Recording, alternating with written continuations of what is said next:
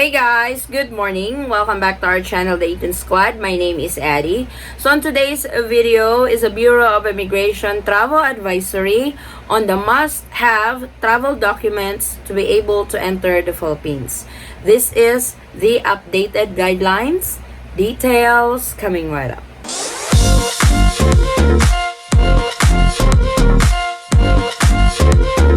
So at the moment, there are only permitted travelers to enter the Philippines. And if you are one of those, you will have to submit or you will have to bring the following documents, the must-have documents that you need to present during check-in, when you get to the Philippines, during your immigration process, and everything that you need to do when you get to the Philippines. So in this video, I have categorized per traveler of those who are permitted to enter the Philippines. These are Filipinos, dual citizens, former Filipinos or balikbayans, foreign national with valid and existing visa.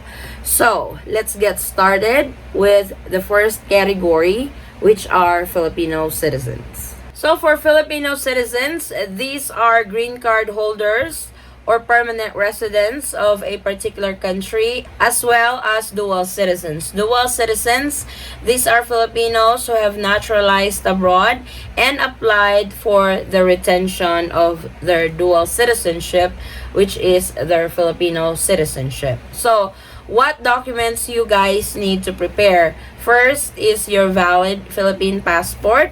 Must be valid for at least 6 months from the date of departure. But please take note, for Filipinos who are currently abroad may travel back to the Philippines even if their passports are less than 6 months valid. So I wanted to explain this to those Filipinos who are green card holders or permanent resident of a particular country. If you guys are planning to go home to the Philippines but your passport only has less than 6 months validity in it, you can still go home to the Philippines because this is allowed. So make sure that your flight is direct to the Philippines because you may have a problem if you have layover in Asian countries because the 6 months rule will apply to that. But please take note of this rule for the 6 months rule for Philippine passport holders. So for green card holders or permanent resident Filipino citizens, you will need to have your green card. This will be asked from you during check-in, entering the Philippines. Dual citizen documents. This is for dual citizens who have applied for dual citizenship but did not apply for their Philippine passport. You can use your foreign passport and your dual citizenship document. So for Filipino citizens, these are green card holders, permanent residents, and dual citizens who are traveling with their foreign husband and children. These are the following documents that you guys need to prepare. And I wanted to inform everybody that if your foreign husband and children are traveling with you, a Filipino citizen, they don't need to secure a visa. But these are the following documents that you guys need. First is the Philippine passport of the Filipino citizen, foreign passport of the foreign husband and the kids, marriage certificate, of course, and the birth certificate of the foreign kids. For dual citizens who did not acquire for Philippine passport, you can show them your dual citizen documents. And your husband and kids will not need to secure a 9A visa as well. Our next category are balikbayans. These are Filipinos.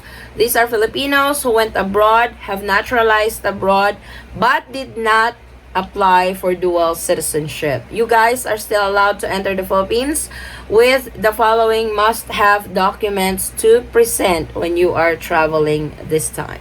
So for balikbayans and former Filipinos, you will need your foreign passport, your old Philippine passport, whether this is expired or not, or if you don't have your old or expired Philippine passport, you can present your PSA birth certificate. So PSA is formerly NSO, and to those with NSO birth certificate still, I would call the airline if they will accept that document. Because like I said, PSA is formerly NSO. They might accept it. I have some subscribers who went home to the Philippines that have accepted their old birth certificate in lieu of their Philippine passport because they have lost it already. So it's important to call the airline if they accept this type of document. Now, for balikbayans traveling with foreign husband and children, you guys will also not need to secure the visa as long as you guys are traveling with the balikbayan or the former Filipino. These are the must-have documents that you guys need to prepare. Foreign passport for the balikbayan, the foreign kids, and the foreign husband. Old Philippine passport for the balikbayan, or PSA birth certificate for the balikbayan. So either of the two you can use. They will also need your marriage certificate and the birth certificate of your foreign kids. So it's important if you guys are traveling as family, make sure to bring the marriage certificate and the birth certificate of your kids because they will check it. Whether they will check it or not, always be prepared to bring those important documents just in case they will ask for it, you have it with you. So let's go over to the foreign nationals category. Yes, foreign nationals can actually travel to the Philippines. These are the permitted foreign nationals with valid and existing visa. These are for 9A visa holders, 13A visa holders, and SRRV visa holders. And these are foreign nationals who are traveling to the Philippines alone. Let's go over to the 9A visa holders first. So for foreign nationals, this is for the 9A visa holder. These are foreign spouse, foreign parent, traveling alone to the Philippines, which is visa required. This is the 9A visa that you have to apply at the nearest Philippine consulate of your jurisdiction. You need your valid 9A visa, of course, then your foreign passport. They will need your marriage certificate. This can be apostilled marriage certificate or the PSA report of marriage. You will also need the birth certificate of your kids if you are a foreign parent, meaning you and the mother of the kid is not married yet, but you can secure a 9A visa under this category. So please take note of that.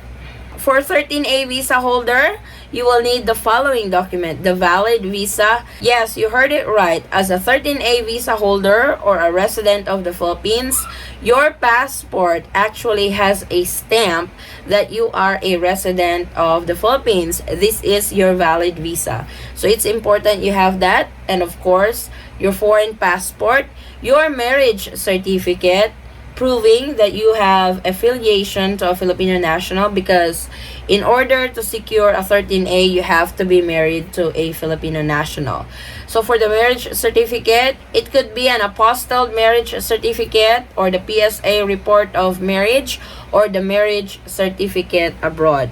And please don't forget your ACR I-card. As a 13A visa holder, you actually carry an ACR I-card. For probationary, that's the color blue card. And for the permanent resident, that's the yellow card.